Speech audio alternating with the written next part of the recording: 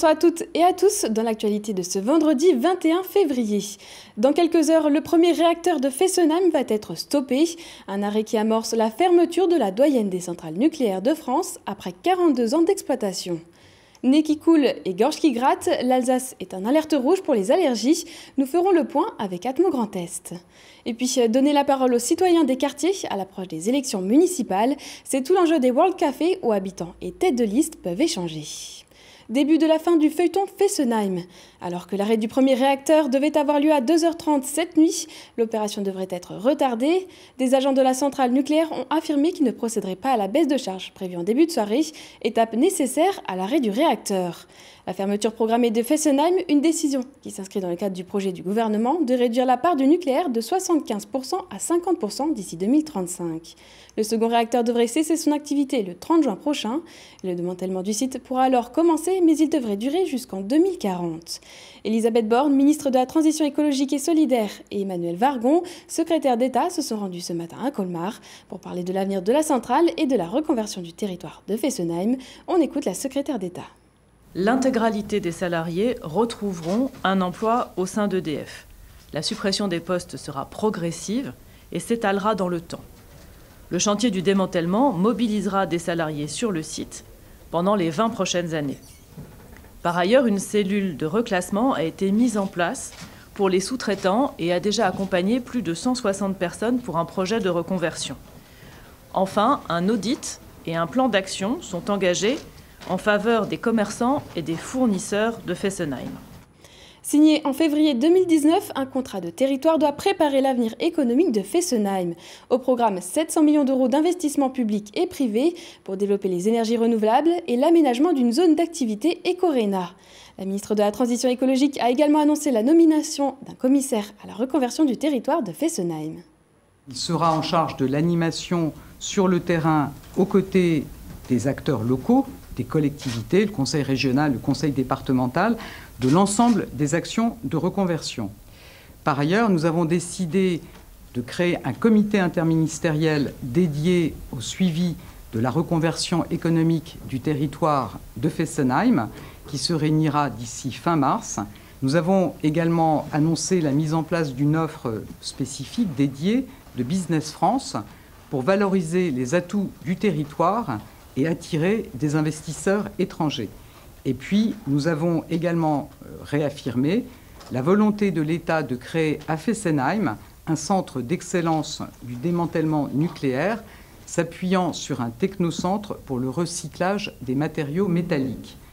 Du côté du village de Fessenheim, l'heure est à l'inquiétude et à la solidarité. En soutien aux salariés et aux habitants, l'éclairage public sera éteint cette nuit et des rassemblements sont organisés ce soir et samedi après-midi. L'avenir est toujours incertain pour les salariés. Le slogan « Je suis Fessenheim » circule en ce moment sur les réseaux sociaux pour rappeler leur opposition à la fermeture de la centrale. Marine Zis.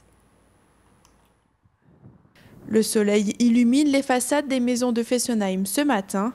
Pourtant, les teints des habitants de la commune et alentours ne sont pas tous rayonnants. On se pose tous la question, qu'est-ce qui va devenir avec l'électricité? Qu'est-ce qui va se passer? Est-ce qu'on va avoir de plus en plus de coupures? Est-ce qu'à un moment ou un autre, il y a des semaines ou des jours ou peut-être des mois où on n'aura plus d'électricité? Comment ils vont trouver une solution pour nous fournir de l'énergie? Tout le monde parle de la fermeture, mais personne dit voilà, on a trouvé une alternative, ça va être remplacé par ça ou par ça. Donc personne n'est au courant de rien là-dessus et tout le monde s'inquiète. C'est normal, quoi. Même sur Mulhouse, tout le monde en parle, pas obligatoirement sur Fessenheim, quoi. Ça touche pas mal, oui. Pour nous, ça ne fera pas grand-chose. Nous, on a notre emploi, mais je pense pour ceux qui partiront, vont avoir du mal. Hein. Mais ça va faire du mal, oui, à Fessenheim, ça c'est sûr. Les commerçants aussi s'inquiètent. Eliane Schwein gère cet établissement depuis plus de 20 ans avec son mari. Ça fait 22 ans qu'on travaille avec la centrale, avec ses allées et ses venues. Donc ça veut dire les personnels en déplacement, ce personnel sur place. On a grandi avec eux, on a vécu avec eux. Donc on a construit un hôtel de 8 chambres justement par rapport à ce personnel en déplacement. Et donc pour nous, voilà, il y a plusieurs points d'interrogation pour les mois et les semaines à venir. parce qu'on est dans l'inconnu. Nous sommes une entreprise qu'on doit faire vivre au quotidien, avec ou sans la centrale. Il faut quand même qu'on fasse tourner notre maison. Et c'est là que c'est compliqué. Devant la centrale, certains salariés ont accroché des banderoles pour montrer leur colère, mais aussi leur incompréhension face à la situation. La mise à l'arrêt anticipée des 2 tranches de Fessenheim va conduire à la réduction des effectifs. On va se retrouver dans environ 5 ans avec seulement 10% des effectifs de ce qu'on a actuellement en exploitation, avec tout l'impact également que ça peut avoir sur les emplois induits. Rappelons-le quand même, les emplois induits à Fessenheim aujourd'hui, c'est entre 3000 et 4000 personnes. Il n'y a pas les moyens, il n'y a pas le remplacement pour maintenir tous les emplois à Fessenheim, comme d'ailleurs s'était engagé le président de la République. L'horizon pourrait s'éclaircir si les politiques arrivaient à se mettre d'accord sur le fameux technocentre, si les politiques ils pouvaient aussi se mettre d'accord sur les différents moyens d'optimiser le site de Fessenheim. Le réacteur numéro 1 de la centrale de Fessenheim devrait s'arrêter vers 2 h du matin dans la nuit de vendredi à samedi, alors que certains employés annoncent ne pas vouloir appliquer les procédures de mise à l'arrêt. Crise d'urticaire, œil qui pique, nez qui coule. Vous avez peut-être déjà été victime de ces désagréments saisonniers. Depuis quelques semaines, les pollens sont de retour en Alsace. Aujourd'hui, le dernier bulletin d'information d'Atmo Grand Est est sorti avec une carte d'observation des pollens qui vire au rouge. Plus d'explications avec Fanny Kuntz. Du soleil, des températures clémentes et voilà que les pollens pointent le bout de leur nez. Et avec eux, tout un lot d'allergies. La faute à qui ? Aux noisetiers et aulnes, 2 essences d'arbres en pleine période de pollinisation. Spécialisé dans la mesure de la qualité de l'air, Atmo Grand Est observe aussi le développement des pollens. Tu vois, il y a des grains de pollen là, qui s'échappent. Donc ça, c'est un jeune noisetier, il n'y en a pas trop. Imagine un noisetier beaucoup plus vaste, beaucoup plus gros, serait couvert de pollen. Sur le site du nouvel hôpital civil de Strasbourg et du centre hospitalier de Mulhouse, la quantité de pollen dans l'air est mesurée grâce à des capteurs. L'air passe à travers ce capteur, le pollen va venir se déposer sur des bandes et ces bandes vont être analysées par des personnes et on va compter les pollens. La semaine dernière, on a eu un gros pic, donc un gros lâcher de pollen dans l'air par l'essence, donc l'arbre l'aulne. On avait un chiffre qui était de 3953 grains de pollen par mètre cube, un indice 5, très élevé. Donc les personnes allergiques à l'aulne doivent prendre leur disposition par rapport à ça. Chaque semaine, un bulletin d'information répertorie les mesures régionales de prolifération des pollens, des mesures qui peuvent être réalisées par des bénévoles dans le cadre du réseau pollinaire.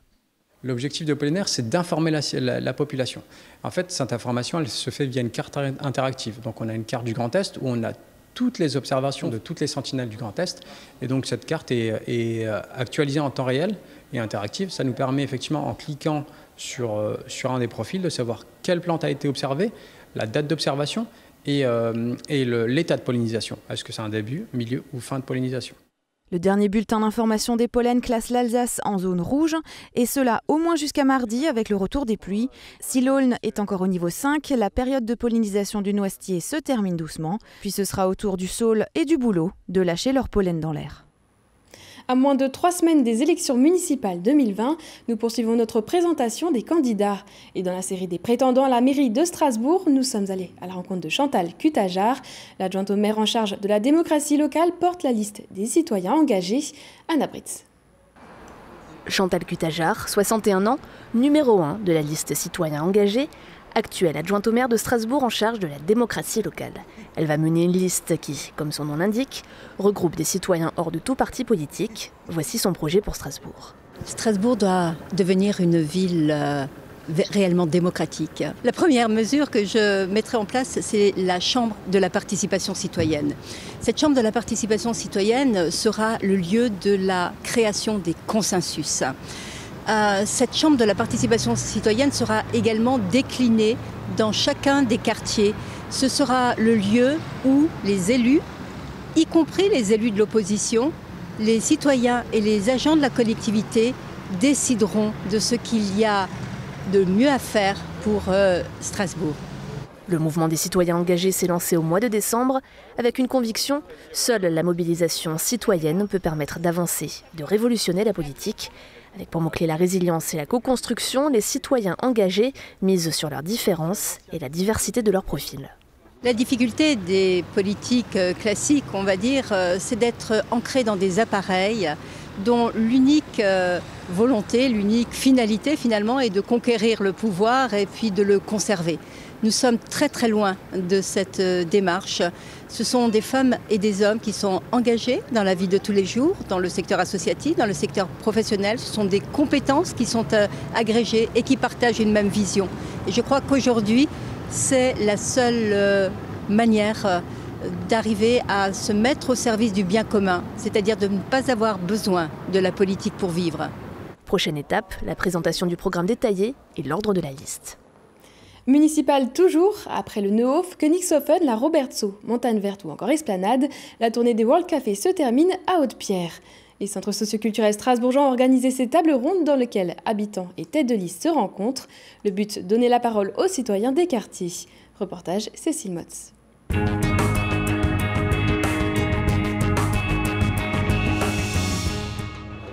Après les cours de danse, les ateliers et les spectacles, le centre socioculturel Le Galet à Haute-Pierre organisait une toute autre rencontre, un World Café.